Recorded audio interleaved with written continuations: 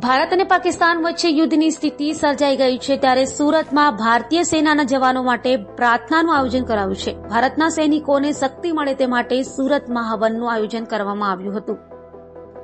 જમ્મુ કાશ્મીરના પહેલગામ ખાતે આતંકીઓ દ્વારા કરાયેલા હુમલા બાદ ભારત અને પાકિસ્તાન વચ્ચે યુદ્ધ જેવી સ્થિતિ સર્જાઈ છે ત્યારે ભારતીય સૈન્યની હિંમત માટે લોકો પ્રાર્થના કરી રહ્યા છે। પાકિસ્તાન સામે ભારત વિજય હાંસલ કરે તે માટે ઠેર ઠેર પ્રાર્થનાઓ કરાઈ રહી છે।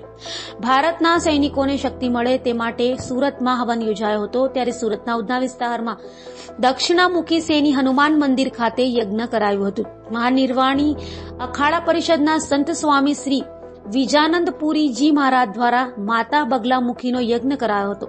સ્વામી વિજાનંદજી પુરી મહારાજ અને તેમના સાધકો દ્વારા યજ્ઞ કરાયો હતો। ભારતીય સેનાનો જુસ્સો અને શક્તિ મળે તે માટે પ્રભુને સતત પ્રાર્થના कराई रही है। पाकिस्तान का विध्वंस करना, विनाश करने के लिए, भारत को विजय दिलाने के लिए, भारतीय राष्ट्र की रक्षा, देश की सेनाओं की रक्षा करने के लिए यह यज्ञ किया जा रहा है।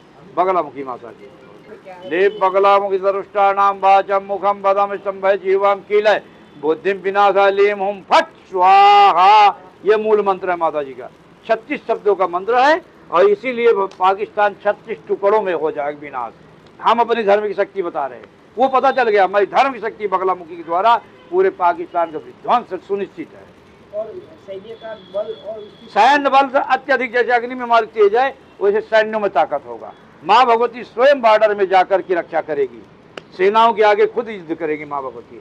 जिस तरह शुंभ निशुंभ को मारी थी, चंड मुंडों को आदि को मारी थी, उसी तरह से माँ भगवती स्वयं इन दुष्टों को मारेगी, पाकिस्तान विध्वंस करेगी।